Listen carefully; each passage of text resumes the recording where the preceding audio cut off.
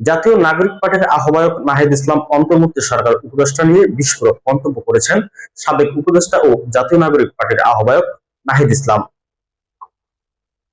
তিনি বলেন, উপদেষ্টাদের অনেকেই ভিন্ন রাজনৈতিক দলের সঙ্গে লিয়াজু করে ফেলেছে। তারা নিজেদের সেফ এক্সিটের কথা ভাবছেন। তারা মনে করছেন রাজনৈতিক দলগুলোর সমর্থনই তাদের ক্ষমতায় টিকিয়ে রেখেছে। সাম্প্রতিক এক বেসরকারি টেলিভিশনকে দেওয়া এক সাক্ষাৎকারে তিনি এ সমস্ত কথা বলেন। নাহিদ ইসলাম বলেন, যারা উপদেষ্টা হয়েছেন তাদের অনেককেই বিশ্বাস করা আমাদের ভুল হয়েছে। আমাদের উচিত ছিল ছাত্র নেতৃত্বকে শক্তিশালী করা। সরকারে গেলে সম্মিলিতভাবে যাওয়া। আমরা নাগরিক সমাজ ও রাজনৈতিক দলকে যে বিশ্বাস করেছিলাম বা তাদের উপর যে আস্থা রেখেছিলাম, সেই জায়গায় আমরা আসলে প্রতারিত হয়েছি। সাবেক এই উপদেষ্টা বলেন, অনেক উপদেষ্টা নিজেদের আখের ঘুষিয়েছেন অথবা গণঅভ্যুত্থানের সঙ্গে বিশ্বাসঘাতকতা করেছেন। যখন সময় আসবে আমরা এদের নামও উন্মোচন করব।